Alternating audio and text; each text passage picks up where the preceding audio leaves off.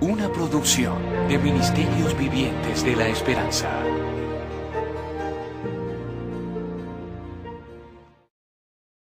Es considerado único en toda la historia de la Iglesia. Esta es la historia de la Iglesia de Dios Universal. ¿Cómo pudimos ser tan teológicamente ignorantes? No entendíamos la gracia de Dios. Eso fue catastrófico, porque desafió todo. No tengo conocimiento de que algo así alguna vez haya ocurrido. Fue un momento crucial, digamos la hora de la verdad. Es algo realmente milagroso. Es todo el sistema de creencias que está errado.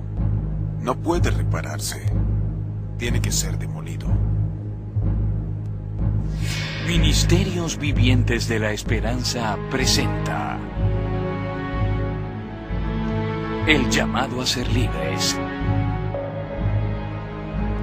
El mundo mañana. Saludos amigos alrededor del mundo. Los Estados Unidos en este momento está pasando por una dura prueba. Las grandes noticias hoy cayeron sobre un mundo demasiado pasmado e insensible por años de acontecimientos mundiales con una historia hecha añicos. ¿Qué hay de nosotros? La Biblia nos identifica. Somos Israel hoy. Se acerca una gran tribulación. La próxima profecía es la herramienta y la iglesia de Satanás. ¿Qué le ocurrirá a Hitler de acuerdo a la profecía de la Biblia? ¿Cómo la guerra llegará a Estados Unidos? Nuestro pueblo ya ha sufrido la peor semana de esta guerra, la semana más negra del siglo entero hasta la fecha. Ahora se preguntarán, ¿hacia dónde nos dirigimos? El mundo está en problemas y los Estados Unidos se aproximan a problemas, muchos problemas. Todo está escrito en la Biblia. No pueden entenderlo sin el conocimiento de nuestra identidad. ¿No escucharon siempre la enseñanza que habla de que estamos salvados por la gracia? Oh, amigos míos, qué tontería. ¿Cuándo despertaremos? No han escuchado el Evangelio de Jesucristo, pero sí un evangelio falso, que representa a Jesucristo como un joven malcriado que vino a suprimir con la ley de su padre. Fue un tiempo de gran confusión e incertidumbre. Él tendió a sacar provecho de eso y a captar la atención de las personas, pero estaba basado en el miedo. Lo podías ver sosteniendo el periódico en una mano y leyendo la Biblia en la otra. Rusia ahora tiene la bomba de hidrógeno. Poseen un nuevo tipo de explosivo que destruirá una nación entera. Hablaba con autoridad. Sonaba práctico, pragmático, enérgico. ¿Y quién era el hombre detrás de esa voz? Fue Herbert W. Armstrong. Herbert W. Armstrong fue un publicista de mucho éxito, pero un día en los años 1920 su esposa dijo que se había enterado que guardar el Sabbat era algo requerido para los cristianos.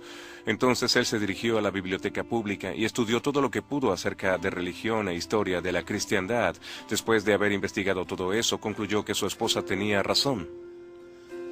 Investigó en escritos que proponen una teoría conocida como anglo-israelismo o israelismo británico. El israelismo británico es la creencia de que las tribus de Israel son las modernas naciones de Europa Occidental de hoy en día, particularmente Gran Bretaña y Estados Unidos, que serían las de Efraín y Manasés. El israelismo británico fue uno de sus principales apoyos para creer en el sábado o el Sabbat. Debía guardarse en oposición a la mayoría de los cristianos que iban a la iglesia el domingo, y su razonamiento fue, bueno, estas son las 10 tribus de Israel. Perdieron su identidad. Si supieran que son parte de la casa de Israel, entonces entenderían que el Sabbat es un pacto que debe ser guardado por la eternidad. Herbert Armstrong comenzó en una pequeña emisora en Eugene, Oregon. En 1933 fue a la radio. Además de eso, inició una revista multicopiada. Recuerden, envíen su nombre y dirección justo en este instante antes de que lo olviden y recibirán su copia gratis de la revista La Pura Verdad. Comenzó a creer que Dios lo había elegido para ser su gran profeta del final de los tiempos, para que le dijera al mundo que Estados Unidos y Gran Bretaña descendían del antiguo Israel. Amigos, ¿se han enterado de la asombrosa noticia de que la población de los Estados Unidos de hoy es de naturaleza absolutamente israelita? si los Estados Unidos era descendiente de Israel, entonces, este estaría involucrado en las profecías de la Biblia. Quiero decirles que todo este clima de alboroto significa que una terrible hambruna se avecina en Estados Unidos, que nos arruinará como nación dentro de menos de 20 años. De acuerdo, me arriesgo a decirlo. Solo esperen 20 años y verán si les dije la verdad. Dios dice que si un hombre dice lo que sucederá, hay que esperar y mirar. Si esto no sucede, es que no hablaba la palabra de Dios, hablaba por su cuenta. Esperen a ver si estas cosas suceden. Verán quién les está hablando, amigos míos. La atracción del señor Armstrong fue la profecía especulativa. Realizó muchas predicciones sobre el futuro usando sus claves de la profecía de la Biblia para proclamar el regreso de Jesús en 1975. El público dirigió la profecía y el programa se volvió enormemente popular. Y al público no le importaba cuando las predicciones no se hacían realidad. El señor Armstrong era todo un experto dejando de lado el tema. Y lo más increíble es que las personas lo aceptaban. ¿Hemos regresado al Sabbat de Dios? Oh, ¿cómo profanamos las cosas sagradas de Dios? Si los Estados Unidos no comenzaba a regresar a Dios guardando el Sabbat, un desastre inminente se cernía sobre ese país. Es tiempo del problema nacional más grande que alguna vez haya sucedido en los Estados Unidos de América. Se aproxima muy pronto. Su misión fue dar un mensaje de emergencia, advertir a los Estados Unidos y a Gran Bretaña que debían regresar a Dios guardando el Sabbat. Están bajo gracia, es lo que les dicen. Yo les digo que despierten, amigos míos. Han sido engañados. El verdadero evangelio es el de obediencia a Dios. Muchísimas personas lo escuchaban en la radio y decían que por fin había alguien que hablaba con autoridad, que había alguien que los llamaba a tener fidelidad y a ser obedientes a Dios. Alguien que se tomaba la Biblia seriamente. Herbert Armstrong enseñó que el verdadero evangelio no fue predicado del año 50 después de Cristo en adelante y que estaba restaurando el verdadero evangelio. Redujo a Jesús a un simple mensajero. Llegó a decir que el evangelio no trataba sobre Jesús, sino que el evangelio era un mensaje que Jesús predicaba y que significaba la llegada de su reino, el mundo mañana, de aquí el nombre de su programa radial. El mundo mañana. La Radio Iglesia de Dios presenta a Herbert W. Armstrong trayéndole la pura verdad sobre las noticias en el mundo hoy y las profecías del mundo mañana. Yo me emocionaba y le decía que encendiera la radio. Cuando él se emocionaba y me decía, enciende la radio, es diferente, enciéndela.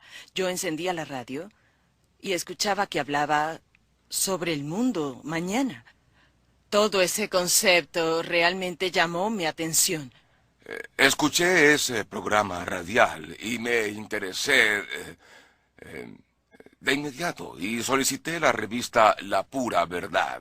La gente se cautivó mientras escuchaban, creían y mientras creían, donaban. Y mientras más donaban, el trabajo de Herbert Armstrong creció, creció y creció. La radio era el medio dominante, por supuesto, y no podías escapar de Herbert Armstrong. Como locutor religioso era muy fácil sentirse atraído por su estilo, su conducta. Así que una iglesia empezó a nacer. Comenzó a recibir cartas, y las cartas decían, me gusta lo que usted dice, creo en lo que usted dice. Ninguna de las iglesias por aquí enseña eso. ¿A qué iglesia puedo ir? Herbert Armstrong les contestaba, bueno, la radio es su iglesia. Vayan a la iglesia cada semana escuchando fielmente esta emisora de radio, y de hecho ese es el origen del nombre, la Radio Iglesia de Dios. Bueno, eso parecía estar bien por un tiempo, pero más y más personas comenzaron a escribir y comenzaron a haber grupos en las ciudades principales a lo largo de Estados Unidos. El público quería ser parte de este nuevo movimiento. Entonces Herbert Armstrong vio que iba a tener que entrenar personas para servir y atender a su radio audiencia. Entonces se mudó a California y encontró una propiedad en Pasadena que pensó que podía funcionar y trasladó sus operaciones a esa área. Ese fue el origen de la Universidad Embajador en 1947. Empezó con 4 estudiantes y con los años comenzó a crecer. Mientras hacíamos congregaciones a lo largo de Estados Unidos, conectábamos los puntos. Teníamos muchas iglesias por toda la nación. Muy pronto quedó claro que Herbert Armstrong era la obra. Entonces, ¿cuál era el rol del miembro?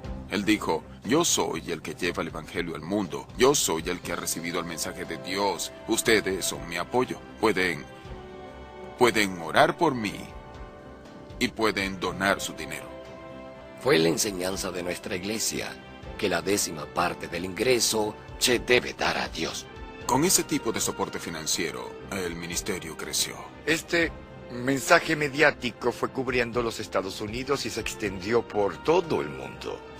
Se extendió a Australia, Gran Bretaña, Alemania, Francia, Holanda, Italia, el Medio Oriente, Malasia y las Filipinas. Este evangelio se difundirá alrededor del mundo, y cuando le haya dado la vuelta a la tierra, al mundo entero, entonces, solo entonces, y no antes, vendrá el fin de esta era. De la radio pasó a ser la Iglesia de Dios Universal. Enseñanzas de la Iglesia. El israelismo británico fue una parte muy importante de la Iglesia de Dios Universal. Fue nuestra identidad. Fue nuestra identidad ser distinto de los demás. Lo vimos principalmente en términos de Sabbat y días sagrados. Esas leyes que nos hacían diferentes de la corriente principal del cristianismo. El señor Armstrong enseñó que el Sabbat es el sábado. Y el sábado es el 7º día de la semana. Y Dios se lo dio a Israel como una señal. Pero decía que a menos que guardáramos el Sabbat, no éramos verdaderos cristianos. Así condenaba al resto del cristianismo que no guardaba el sábado, a incrédulos, agregando que eran 7 los días sagrados que se encuentran en el libro de Levítico, y también condenando a la Trinidad. Dios en 3 personas. Santísima Trinidad. Solía cantar esa canción antes de saber la verdad. Ya no la canto más porque es totalmente falsa y mentirosa. Creíamos que Dios era el Padre y que Jesucristo era el Hijo, que el Espíritu Santo era un poder, por analogía como el de la electricidad. Nuestra identidad como la única y verdadera iglesia era intrigante, era un auténtico gancho para atraer personas. Construyendo el imperio de medios. El Mundo Mañana. El Mundo Mañana se convirtió en programa de televisión en 1955. Bueno, saludo amigos. Luego comenzó a voltear las cosas, por supuesto, para su hijo Garner Ted, quien era joven y muy apuesto.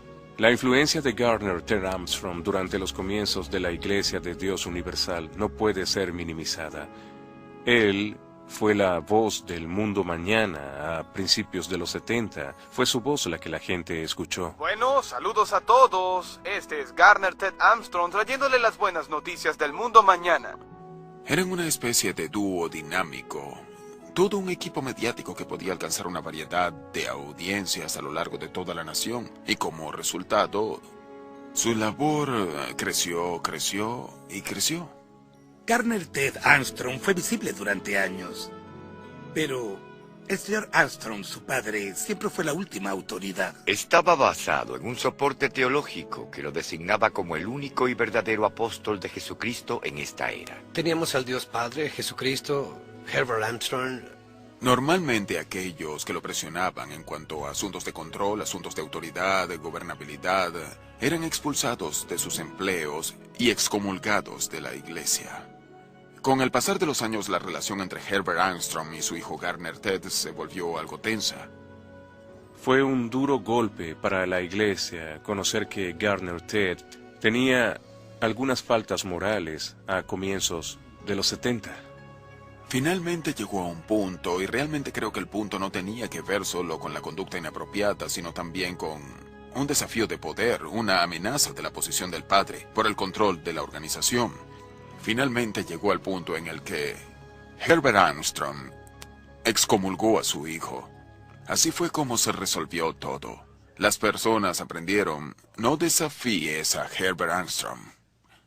Después que Garner Ted Armstrong fue excomulgado, Quedó un vacío en los medios de la iglesia, pero Herbert Armstrong se metió de lleno en esto y resultó muy bueno, así que la iglesia siguió creciendo.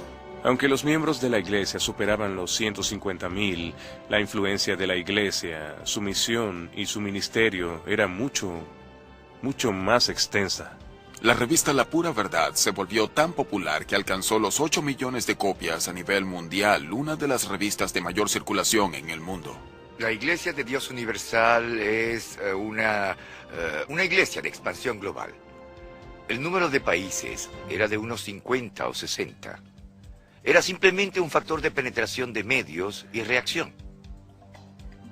El tiempo que salió en televisión fue en sus últimos años, entre sus largos 80 y cortos 90.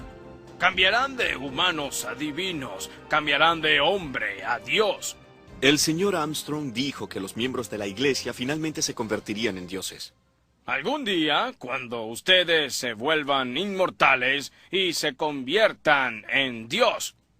Por supuesto, eso nos hacía sentir bien, ¿sabes? Se sentía bien. Seríamos Dios. El camino a la divinidad estaba lleno de cosas extrañas como prohibición de cumpleaños, navidades, las damas no podían usar maquillaje y si ibas al doctor era falta de fe. Teníamos la teología de no creer en los doctores y en su lugar dependíamos totalmente de la oración. Jesús tenía un cuerpo perfecto. Nunca estuvo enfermo un día en su vida. Nunca sufrió de algún dolor. Dios es tu sanador divino, no ningún hombre. Se puede decir mucho sobre eso, porque cuando Herbert Armstrong envejeció usó a los doctores, pero aún así continuaba enseñando que era incorrecto, que no ayudaba a las personas que necesitaban doctores. Cuando tenía 5 años, mi mamá murió. Pensábamos que era cáncer al momento, pero la iglesia enseñaba que no debíamos ir a los doctores. Así que ella rechazó ir a un doctor. A los 90 años, el señor Armstrong estaba muy enfermo para continuar sin ayuda médica. Eso hizo que finalmente pensara en escoger un sucesor. El problema para Herbert Armstrong era ¿en quién puedo confiar? Su problema por décadas había sido que no creía en nadie. Entre todos existía un hombre que había emergido de lo que se consideraba una posición baja en el ministerio, pero que demostraba un gran fervor y lealtad por Herbert Armstrong. Sin razón, sin ambición de poder, por lo tanto, él era el indicado para confiarle el poder. Así que Herbert Armstrong, entre una variedad de personas que aspiraban a la posición para ser el sucesor, eligió a Joseph T. Cash padre. El hecho de que Herbert Armstrong hubiera decidido escoger un sucesor contradecía las enseñanzas que yo como pastor había predicado, que como el profeta Elías no moriría hasta que Jesucristo regresara. Soy una voz que clama en el desierto, y estoy aquí para traerles la verdad, porque no escuchan esto de ninguna otra voz. Nadie más les dice las cosas que Dios les dice a través de mí. Él habla a través de mí. Me ha enviado a hablar con ustedes y a darles su palabra. Hubo un ministro líder, un hombre de alto rango al que se le solicitó que viajara por toda la nación dando mensajes a todas las congregaciones, diciendo literalmente que Herbert Armstrong estaba profetizado en la Biblia. Él es el ungido de Dios, él es el profeta Elías, el escogido. No puede morir antes de que venga Cristo. Este es el discurso que decía literalmente. Si Herbert Armstrong muere antes del regreso de Cristo, entonces la Biblia no es verdadera. Realmente pensaba que iba a vivir hasta que Cristo regresara. Esta es la habitación donde murió el señor Armstrong. Murió justo aquí, en una silla. En ese punto, justo aquí, sentado en una silla. Y su cama estaba por allá.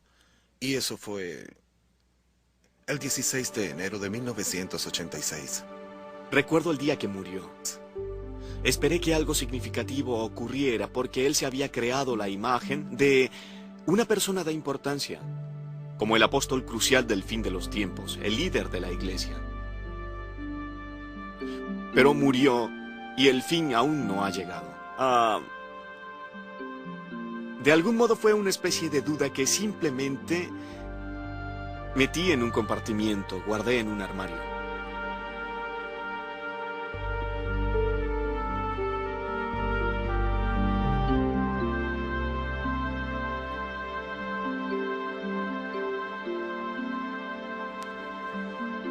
El Valle de la Decisión. Mi madre, bendita sea, dijo: Greg, hemos estado en un culto y te pido disculpas. Era decano de estudiantes en la Universidad de Embajador cuando me dijo eso. Al momento realmente desestimé mucho de lo que dijo, pero después de un par de años, quizás 3, comencé a pensar al respecto, particularmente en el momento de la muerte de Herbert Armstrong, que fue en 1986. Fue un tiempo de reevaluación, así que empecé a indagar sobre el israelismo británico. Esa fue la primera y principal enseñanza de Armstrong que encontré completamente falsa, por completo, tan bizarra, que cuando consideré la cosa tan bizarra que había abrigado y adorado por muchas décadas, y que tan fuera de lugar estaba, digamos, sin ningún fundamento bíblico o histórico, pues entonces me enojé, estaba perturbado, me desilusioné de mí mismo.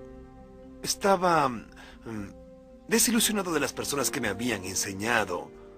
Una vez que me probé a mí mismo que él estaba equivocado en algo tan grande como eso, estaba totalmente dispuesto a considerar que él estaba equivocado en otras cosas y por consecuencia yo también. Por supuesto, cuando pensaba que él había errado, era más fácil de asumir que pensar que yo estaba errado. Era la parte sucia, la parte fea, el lado realmente difícil, malo. Respecto a mí, era un sincero y ardiente creyente del israelismo británico. Y cuando vi evidencias de que era falso, no lo acepté al principio. Ciencia, historia, arqueología se habían combinado para desaprobarlo como una teoría absolutamente insostenible. Hasta el punto de que se hicieron estudios de ADN, la teoría simplemente no tenía ningún tipo de fundamento. Mientras más leía al respecto y sobre sus orígenes históricos, empecé a darme cuenta de que era falso. Todo se desmoronó y mi punto de vista cambió. Y mi dilema era, ¿qué hago ahora? Había descubierto serios defectos en la enseñanza de Armstrong, no era precisa y pensé, bueno, puedo retirarme tranquilamente y operar por mi cuenta, pero ¿cómo puede el hijo del actual líder retirarse tranquilamente? Herbert Armstrong murió y por primera vez comencé a ver sus enseñanzas en forma crítica en lugar de bueno. Este es el mensaje de Dios a través del apóstol elegido por él. Finalmente llegamos al tema de la Trinidad. Leí todos los libros de la iglesia que estuvieron a mi alcance. Entonces empecé a notar que Herbert Armstrong no sabía nada sobre la historia de la formulación de la doctrina, cuáles eran sus implicaciones y en qué consistía, qué significaba, por qué era importante. Nada de eso estaba presente en lo que él escribió. Eso lo encontré tan desconcertante como para deprimirme. Era un asunto tan grande que definía la corrupción de todas las demás iglesias. Teníamos el Sabbat y los días sagrados que nos definían como la única y verdadera. Pero estaba la Trinidad que defendía a los demás, ya sabes, que habían sido engañados por el diablo en los años 300 y defraudados desde entonces. Luego me di cuenta de que eso era completamente falso. Que era un argumento falso del comienzo hasta el final. Él no tenía idea de lo que hablaba, no sabía lo que estaba en juego y construyó esta inmensa condenación del cristianismo en general, del cristianismo tradicional, basándose en algo completamente absurdo. Además, la doctrina era sólida, de naturaleza bíblica y arraigada en la Sagrada Escritura. El hecho de que la Biblia exige que existe solo un Dios y que Jesucristo es ese único Dios y que el Espíritu Santo es Dios, eso no podía ser refutado en la Sagrada Escritura. Recuerdo haber entrado en un período de depresión en el que trataba de pensar, trataba de orar para sabes, estabilizarme de algún modo, saber a dónde iría ahora, qué hacer. Entonces me quedó claro que esta no era la única y verdadera iglesia. La pregunta era si tenía alguna validez como iglesia. Entonces, ¿qué debía hacer? ¿Tenía una especie de obligación? ¿Qué se supone que haría con eso? Joe Cash, hijo, descendiente del líder Mike Fiesel, terminamos conociéndonos a finales de los 80, principios de los 90. Determinamos a través de preguntas si la otra persona era de fiar o no. Nos probamos los unos a los otros para ver si éramos confiables y podíamos hablar francamente sobre lo que pensábamos. Nos enfrentamos al hecho de que la Trinidad era la única respuesta bíblica, lógica, de la naturaleza de Dios. Y que lo que Herbert Armstrong enseñaba era politeísmo. Parecieron darse cuenta que compartíamos muchos de estos desacuerdos con las enseñanzas de Herbert Armstrong. Todos parecíamos llegar a conclusiones similares. ¿Qué ocurriría cuando lleváramos esto a Joe Cash? Nos reunimos con mi padre y compartimos con él nuestra investigación. No sabía cómo iba a reaccionar. Si solo hubiera sido yo, saldría de mi empleo. Si hubiera sido Mike Fiesel, también se quedaría sin empleo. Pero al llegar a comprender lo que era verdadero y lo que era falso, teniendo un periodo de tiempo de dilema de qué hacer con la información, me sentí realmente gratificado al ver que mi padre y mis amigos cercanos dijeron: comencemos a enseñar la verdad y saquemos el error. Es significativo que todos en conjunto nos pusimos de acuerdo.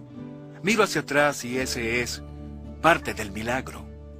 Cuando los líderes se percataron de que había serios asuntos de doctrina que debían ser redirigidos, formaron un equipo doctrinal y decidieron examinarla detalladamente. Entramos en discusión luego en el comité doctrinal de la Trinidad. Primero que todo, ¿sabes? Pensé que mi amigo Mike Fiesel había enloquecido. Pensé que Greg Albrecht había perdido el juicio y que Joe Cash estaba fuera de sí. Me dije, ¿dónde me llevan estos sujetos? Porque ellos son los líderes de la iglesia, son los que la articulan. Y repentinamente noté, personalmente, que no era lo que decía Mike Fiesel y Greg Albrecht. Era lo que Dios les había dado ahora para nosotros.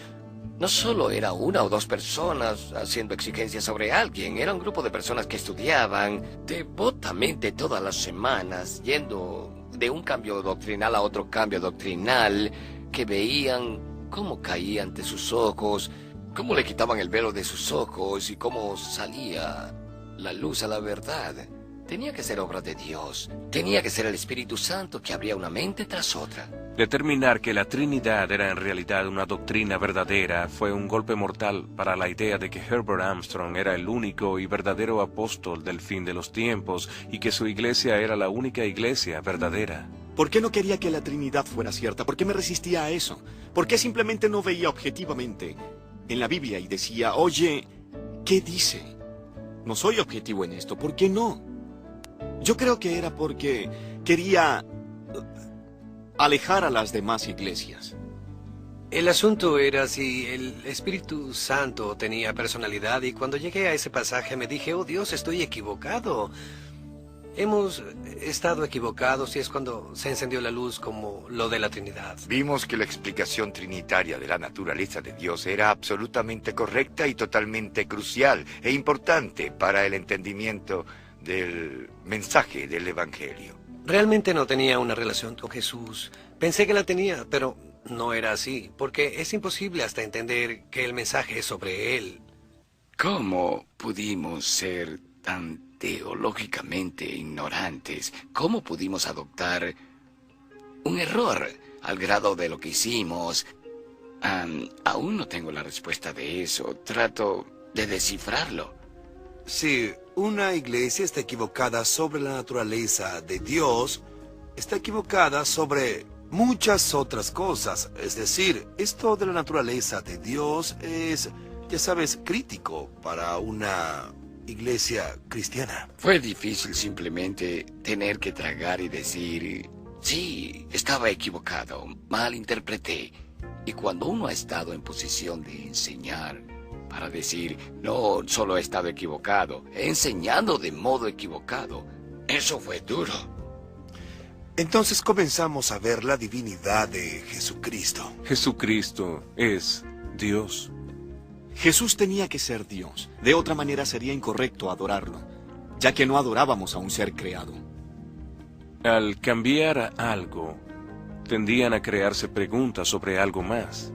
En nuestro comité doctrinal comenzamos a estudiar las implicaciones del nuevo pacto. Había suficiente controversia dando vueltas alrededor de este tópico, porque el concepto del nuevo pacto era que los requerimientos de un cristiano son diferentes de las regulaciones para un judío en el Antiguo Testamento. Ese era el trasfondo. Y la implicación de todo fue que el Sabbat, los días sagrados, el diezmo, los requerimientos del Antiguo Testamento no están destinados a los cristianos en el Nuevo Pacto. El Nuevo Pacto está basado en mejores promesas. Todas las promesas que fueron dadas a Israel se cumplieron cuando Dios mismo llegó a la tierra. Vino como uno de nosotros, aunque siendo Dios, y tomó la causa de la humanidad en sus espaldas. Lo nuevo vendría a partir de la sangre, muerte y resurrección de Cristo. Fue cuando finalmente nos dimos cuenta que la ley del Antiguo Testamento, como dice en Hebreos, estaba realmente obsoleta. Tenía una lista de deberes. Decía, sí, estoy bien aquí. Lo estoy haciendo bien, necesito ayuda aquí. Era una lista de deberes que poseía en la mente. Una vez me di cuenta de que mi lista no importaba. Para nada. No solo tenía los deberes equivocados, sino que la sola idea de la lista no importaba. El cristianismo es una relación con Jesucristo. No es probada, no es dictada o impuesta por nuestro desempeño, por cuánto lo hacemos, con qué frecuencia, cuándo lo hacemos. No entendíamos la gracia de Dios. En realidad, sentíamos fobia por la gracia de Dios. Y nuestra identidad debía ser en Jesús solamente. Solo fe, solo gracia, solo Cristo. Eso era todo. Era todo. Solo eso. Nuestra identidad.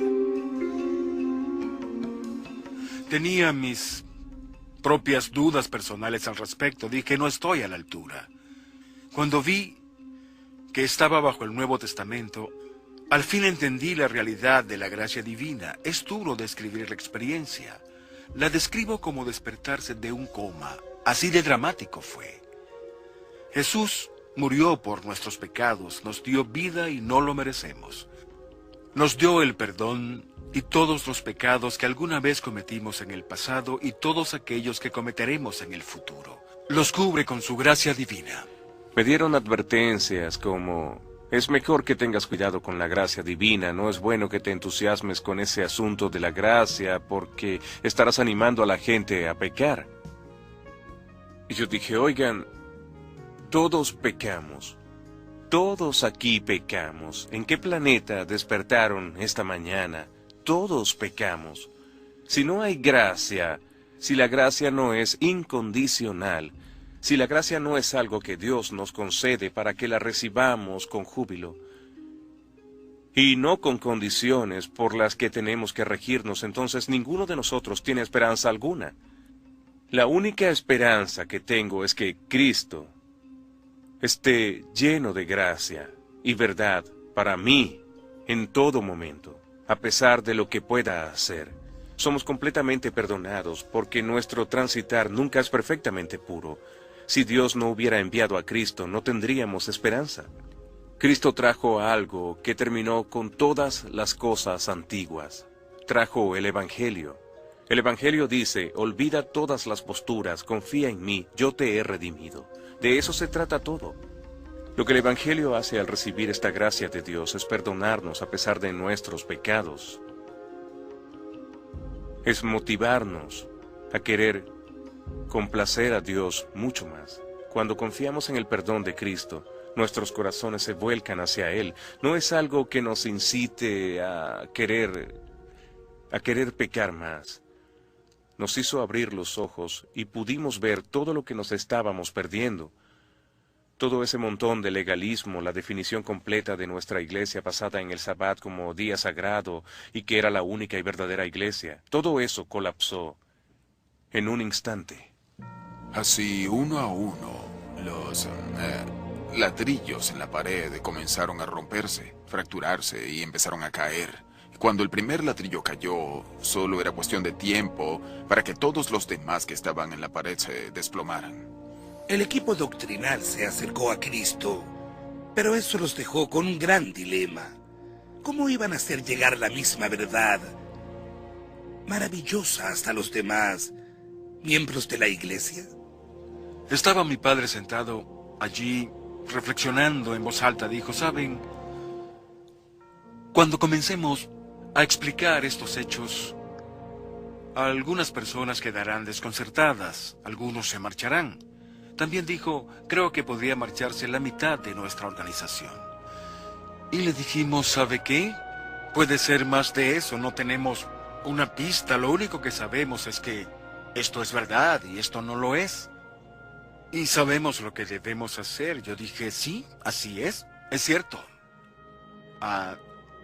Así que todos nos preparamos para que la mitad de la iglesia se retirara en la noche. Pero esperábamos que no sucediera. Fue un periodo de tiempo en el que los líderes se dijeron, es todo el sistema de creencia que está errado. No puede repararse. Tiene que ser demolido. ¿Continuaríamos siendo un culto o íbamos a ser cristianos? ¿Cuál de los dos? Mi padre trabajó largo y duro para preparar un sermón y explicarlo todo. En ese sermón, el señor Tecat reconoció como resultado de nuestros estudios que el Nuevo Testamento invoca el nuevo pacto y que Jesús vino para traerlos a nosotros. Ese pacto no traía consigo las reglas y regulaciones del antiguo. Simplemente estaban derogadas. El Señor del Sabbat ha llegado y la realidad ha reemplazado la sombra. Todo el concepto ha sido relegado y reemplazado por Jesucristo. La salvación es un regalo. Eso significa que no pueden ganarle de ninguna forma o manera. Somos una iglesia del nuevo pacto. Nuestra relación con Dios está basada en la fe en Cristo y no en el antiguo pacto. El antiguo pacto es obsoleto. Fue algo que se supo alrededor del mundo. Fue un momento decisivo, un momento crucial. La hora de la verdad era como un duelo. Cuando has cumplido con el Sabbat y escuchas, estás abolido, es algo que te conmociona. Realmente conmociona escuchar que digan eso. El Sabbat no es requerido para los cristianos.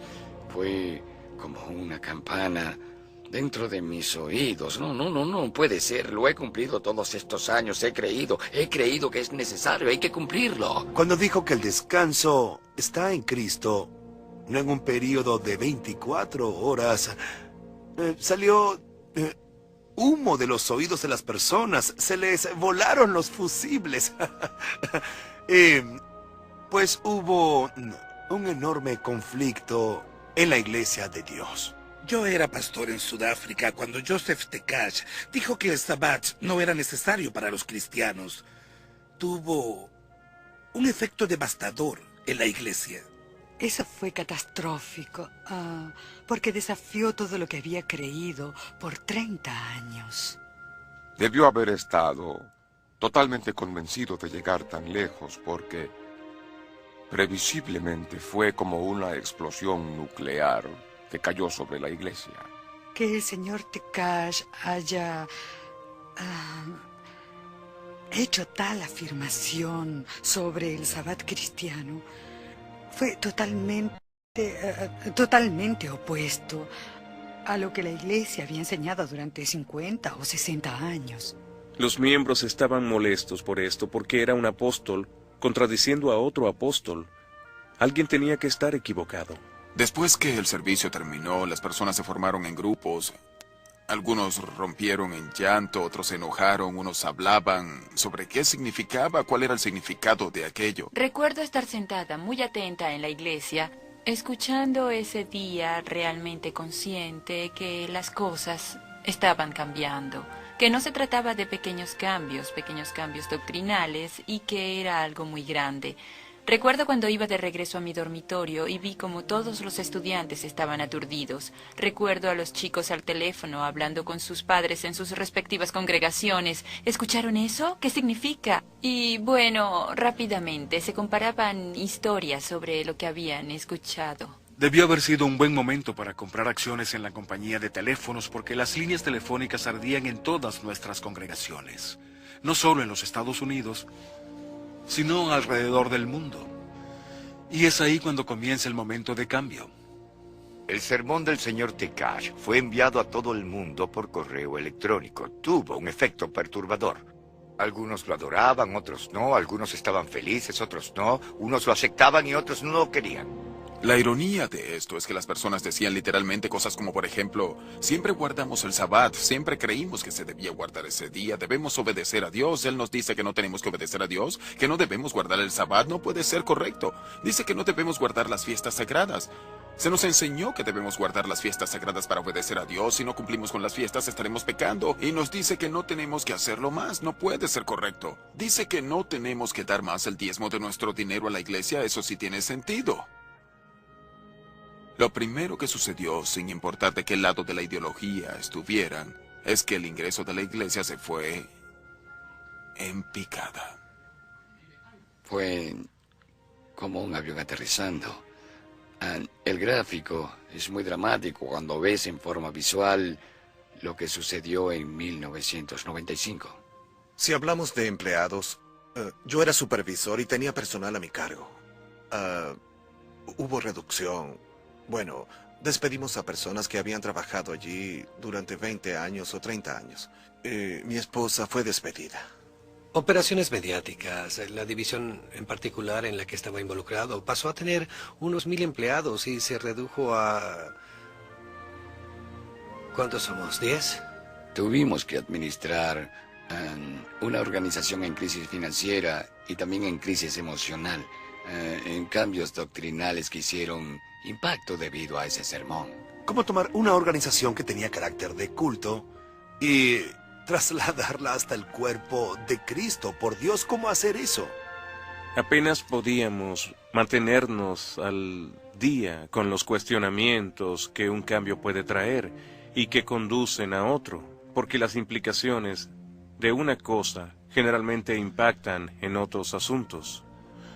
De repente nos encontramos en una especie de tren sin control. Pero no hablo de que dirigiéramos el tren. Hablo de que alguien puso un ladrillo en el acelerador y todos nos sujetábamos al tren haciendo lo mejor que podíamos.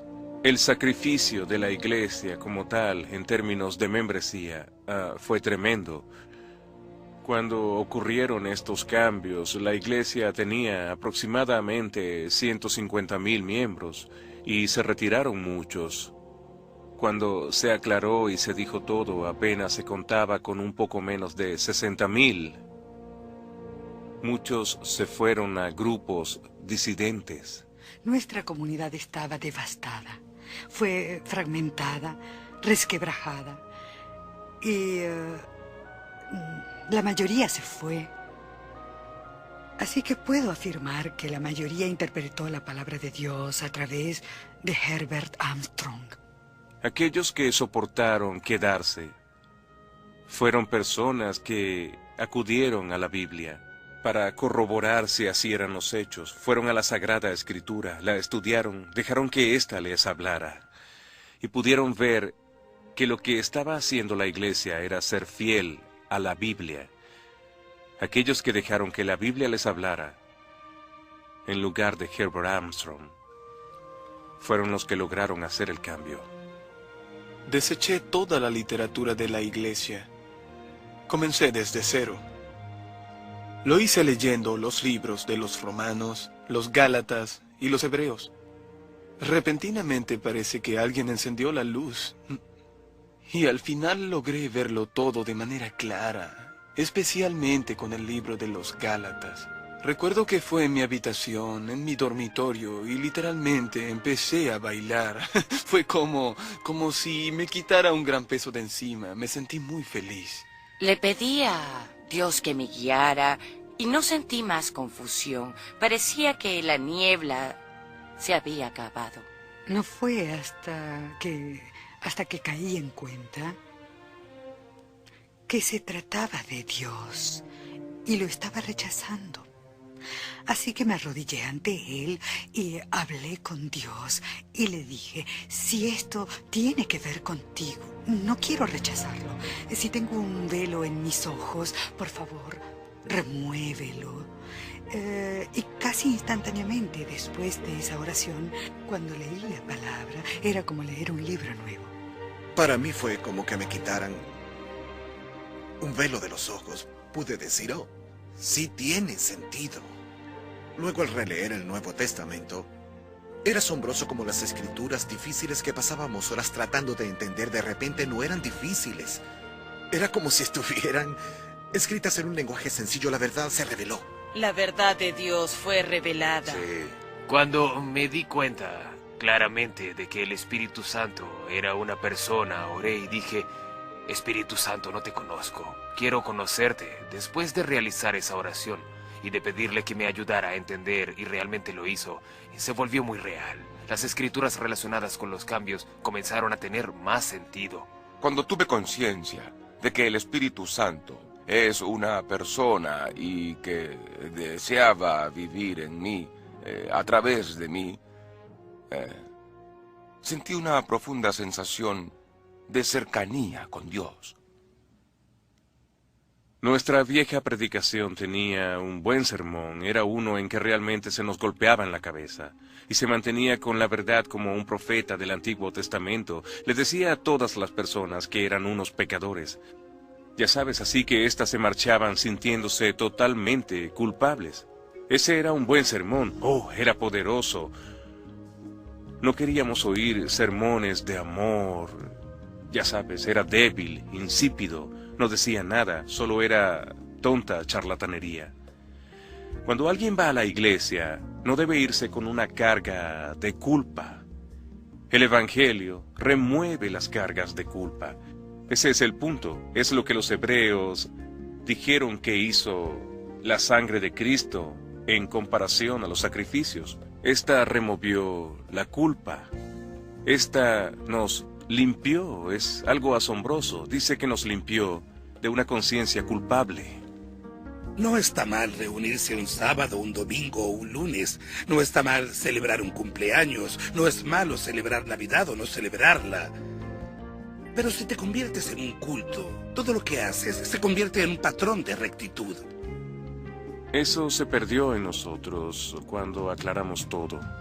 Así que después de los cambios, mi predicación tomó un tono totalmente diferente. Mike Fiesel estaba dando un sermón y recuerdo que hablaba sobre ese Dios que nos ama en forma personal, que se preocupa por nosotros, que sabe nuestras heridas y nuestras aflicciones y por las cosas que hemos pasado, y de cómo quiere que estemos en equilibrio, de cómo siempre está disponible para nosotros. Casi nunca hablábamos de Jesús. Así que nos estaban presentando a este Jesús. Por supuesto que ya existía en la palabra. ¿Cómo nos lo perdimos? No lo sé. Pero ahí estaba para que lo adoráramos, hablándole a mi corazón en el mensaje de Mike Fiesel. Y fue la primera vez en una ceremonia que nos pusimos de pie de nuevo para cantar al final del servicio y que levanté mis manos para adorarlo y, ¿sabes algo? Estaba cohibida, no lo sabía. Y es que nunca hacíamos eso, pero lo único que sabía en ese momento es que quería alabar a ese Dios, así que levanté mis manos y le canté en alabanza porque tenía que hacerlo y lo hice en ese momento, y adorar a mi Dios nunca fue lo mismo desde ese instante tan maravilloso.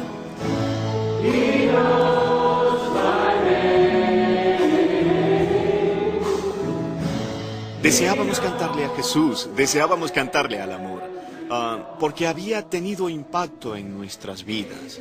Ya no cantábamos más por rutina.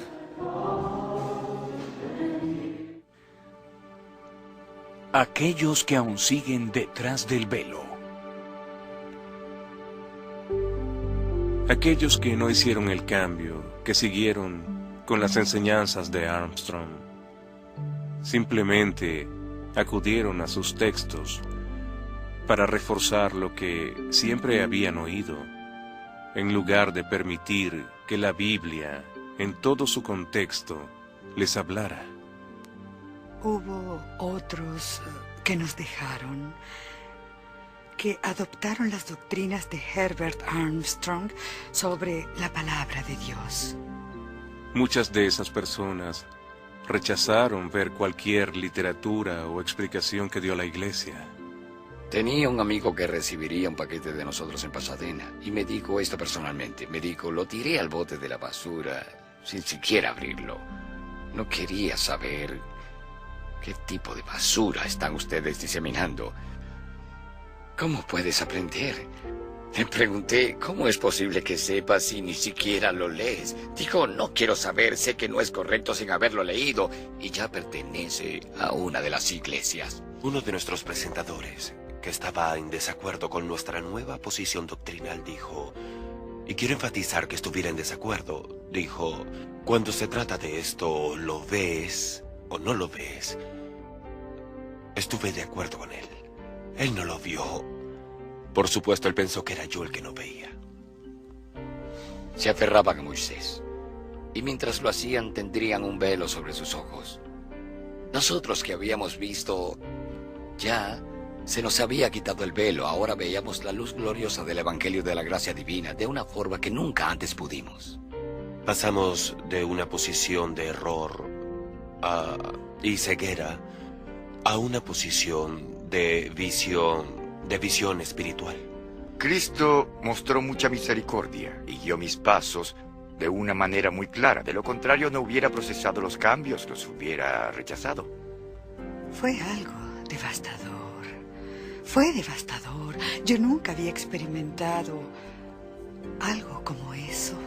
Lo doloroso de nuestro cambio fue que muchos de los que caminaron al principio ya no caminaban más con nosotros. Es muy triste.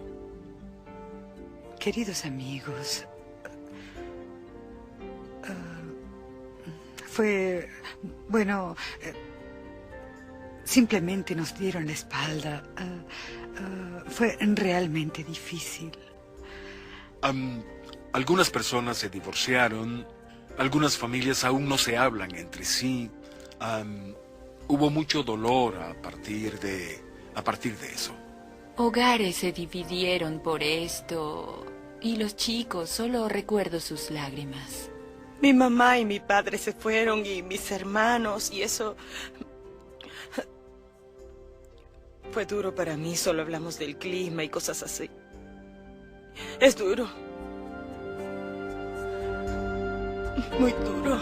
Es ver a personas con las que reía y hacíamos cosas juntos, ya sabes.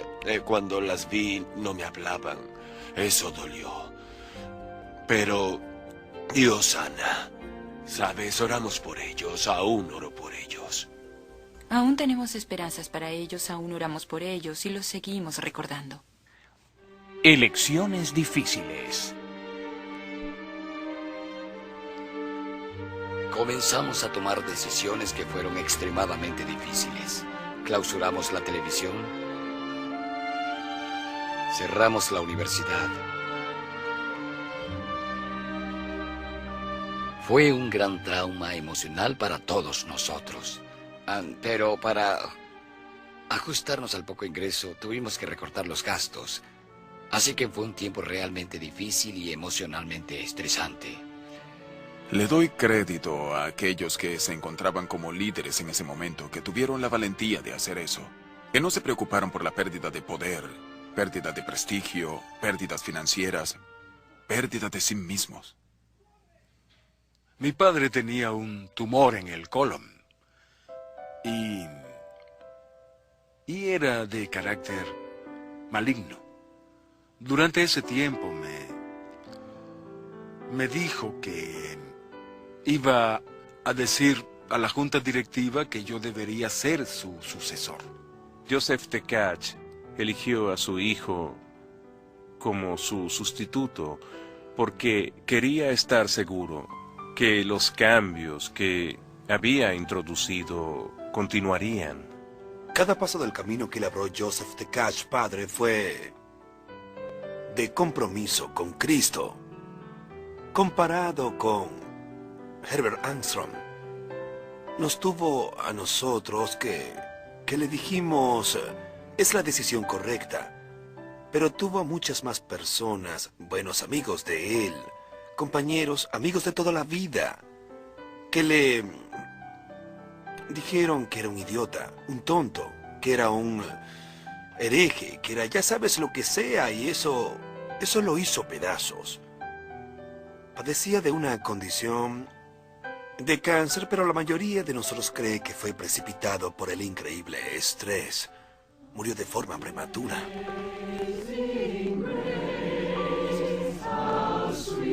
Septiembre de 1995.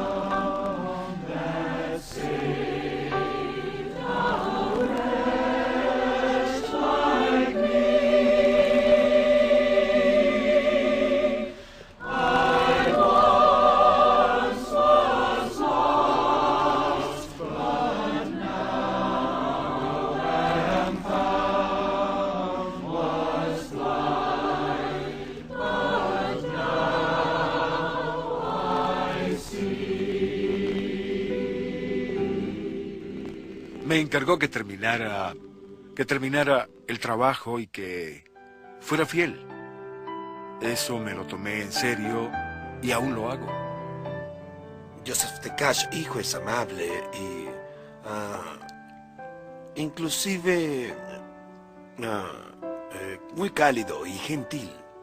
Es lo que la Iglesia de Dios Universal necesitaba después de Armstrong. En los tiempos de Armstrong, una de las cosas que se nos inculcaba era que mientras más alto subieras en la organización, se supone que tendrías más respuestas. Y eso aumentaba tu ego. Y en la transición pensé, no tengo que pretender que soy alguien más especial que algún otro. Solo soy un hombre normal que lucha por la vida. Y me pareció tan refrescante y liberador enseñarle a las personas que todos somos pecadores y que todos necesitamos a Jesús. El camino a Damasco. No puedo evitar pensar en Saulo de Tarso, que perseguía a la iglesia y asesinaba a los cristianos, y luego vino Bernabé y dijo, miren a quien traigo aquí, es Saulo de Tarso. Y todos dijeron, no es posible, no gracias, que no confíen en él. Bernabé dijo, está bien, ya ha cambiado, y contestaron, sí, claro, puedes afirmarlo, pero no estamos preparados para creerlo. Nos encontrábamos en la misma posición y en cierto modo era comprensible. En la historia de nuestra organización, una de las frases que se utilizaba era esta: somos los obedientes y verdaderos cristianos, los auténticos cristianos. Todas las demás iglesias son desobedientes. Se hacen llamar cristianos falsamente.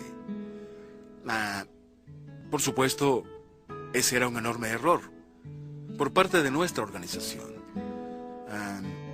Y para los que fueron ofendidos con este tipo de retórica, nuestras más sinceras disculpas.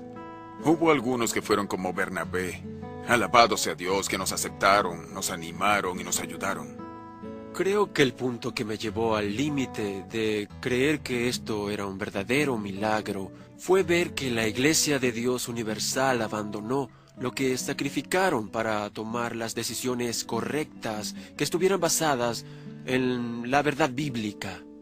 La transformación de la Iglesia de Dios Universal es absolutamente genuina. No hay ningún motivo posible para que hicieran lo que hicieron, a no ser que estuvieran en busca de la verdad.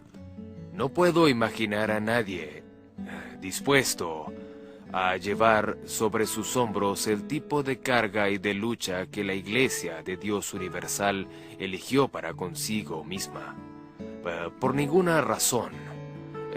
La única razón por la que imagino que quisieron hacerlo es porque creyeron firmemente en sus corazones que se trataba de Dios, que era la verdad y que era lo correcto.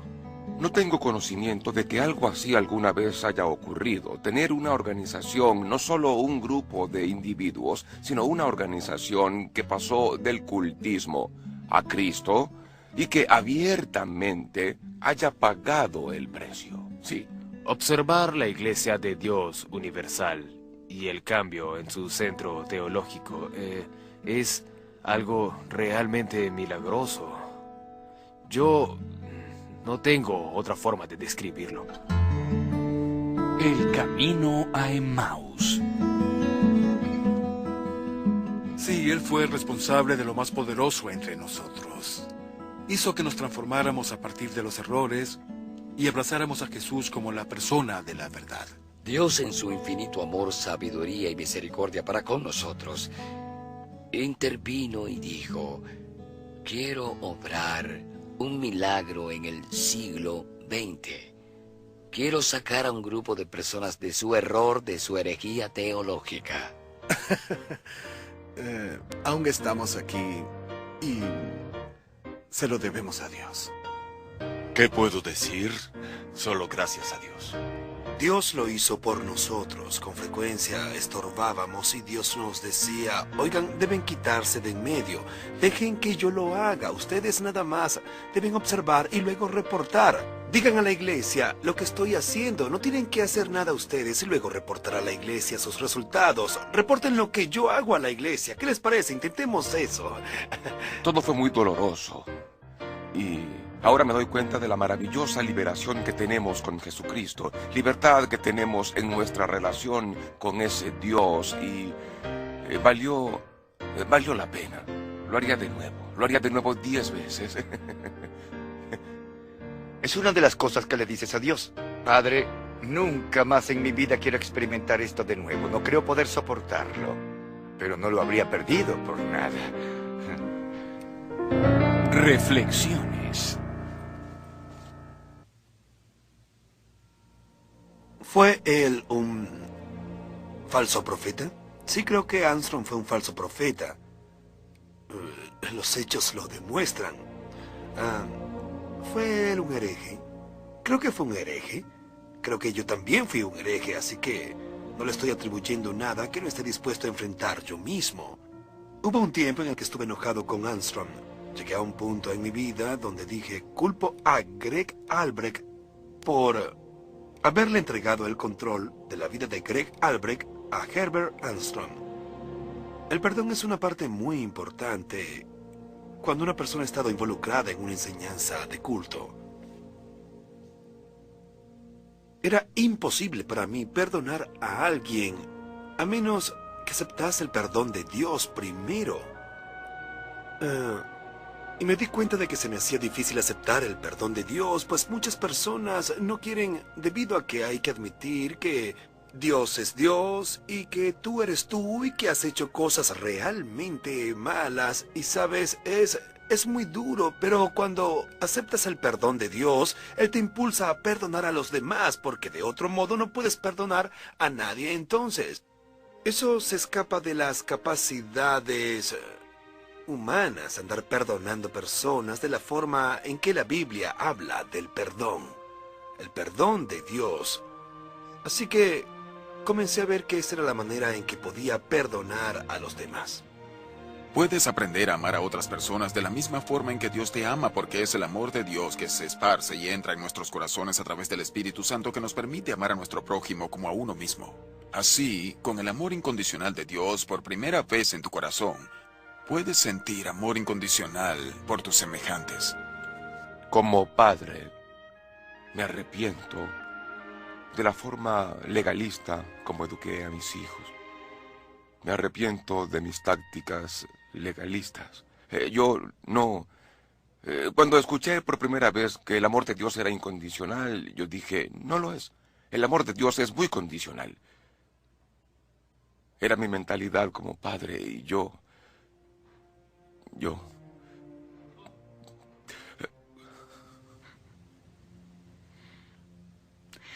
Constantemente trataba de ser buena y por lo tanto había siempre un sentimiento de condenación.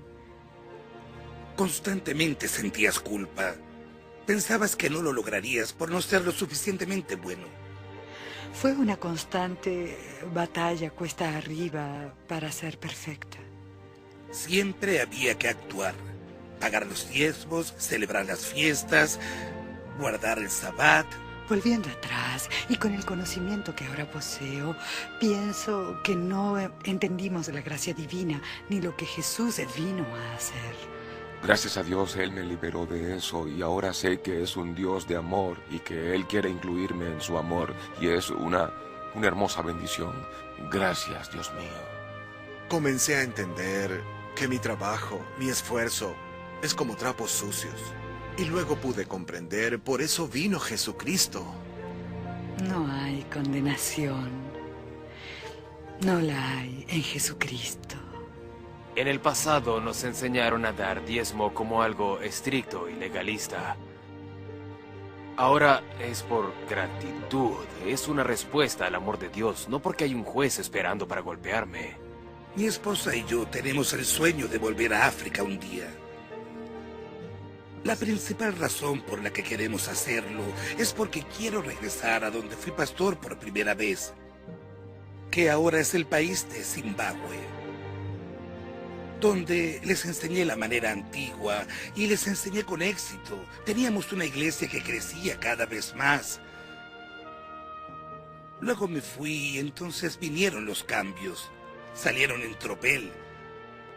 No sé dónde se encuentran. Pero ahora que Dios ha sido tan bueno en mostrarnos cuál es el camino y que mucha de la enseñanza que yo solía impartir realmente estaba errada, a mi esposa y a mí nos encantaría regresar.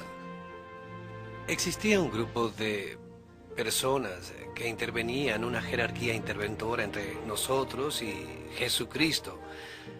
Mi experiencia fue que todo eso que estaba en medio había que quitarlo. Ahora tengo una relación directa con Jesús como tal, y es todo lo que se necesita. Cuando llegas a darte cuenta que realmente no hay nada que puedas hacer para ganarte la salvación, quedas librado por completo de ansiedad. Me vi a mí mismo tratando de seguir los pasos de Jesús, caminando detrás de Él, siguiendo su recorrido. Entonces, un día Jesús se sentó en una roca y dejó que lo alcanzara. Se sentó a mi lado, me tendió su brazo y me dio la bienvenida a su vida.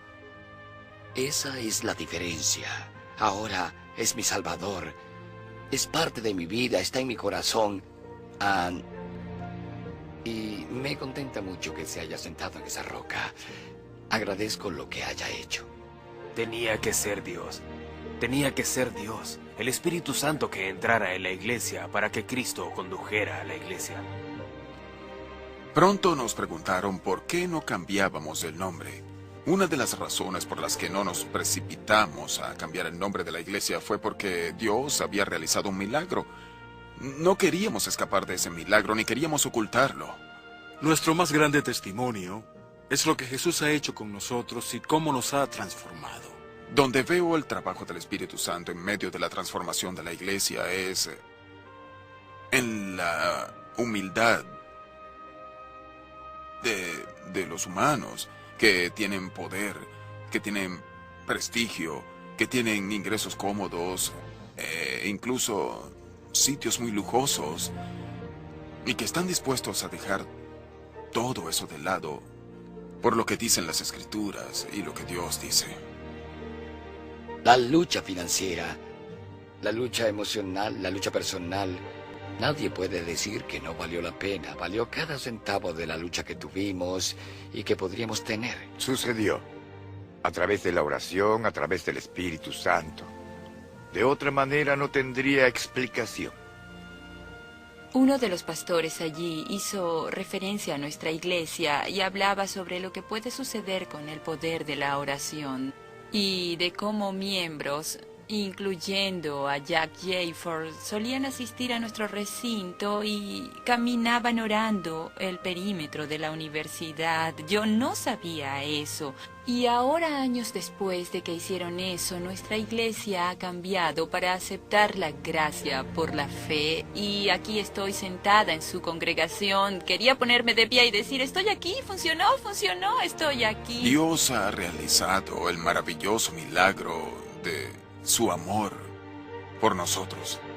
Le preguntamos, ¿Por qué nosotros, Señor? Gracias. Pero ¿por qué nosotros? ¿Tienes un propósito para nosotros? ¿Nos tienes un mensaje? ¿Hay algo que debamos proclamar en tu nombre? ¿Estamos para darle esperanza a otros cultos de que algo maravilloso puede ocurrirle a ellos? Contemplar la Iglesia de Dios Universal como se encuentra hoy, en cuanto a fe y creencias, hubiera sido imposible de pensar. No creo que conozcan a ningún grupo organizado que se llame a sí mismo iglesia y que haya cambiado sus doctrinas, que alguna vez haya admitido que estaba equivocado, que alguna vez haya admitido haber enseñado algo que luego descubrió que era errado y lo admita públicamente y que les diga a las personas que fue un error y que ahora predica la verdad. Y sí sucedió. Una organización que pasó del cultismo a Cristo. ¿Puede tomar lugar en otras organizaciones? Sí. Lo que ocurrió en la Iglesia de Dios Universal fue un milagro.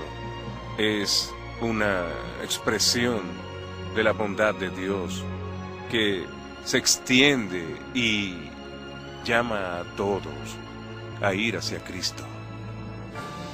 Es que al final de todo, ¿qué tenemos? Tenemos a Dios, a nuestro Salvador, el Espíritu que vive en nosotros, la salvación asegurada. ¿Qué puedes pedir? Fue un milagro de los más grandes designios de nuestra vida. Y oramos para que ocurra en la vida de no solo las personas que conocemos, sino en la vida de otras organizaciones que de algún modo puedan alcanzar la misma experiencia de vida milagrosa.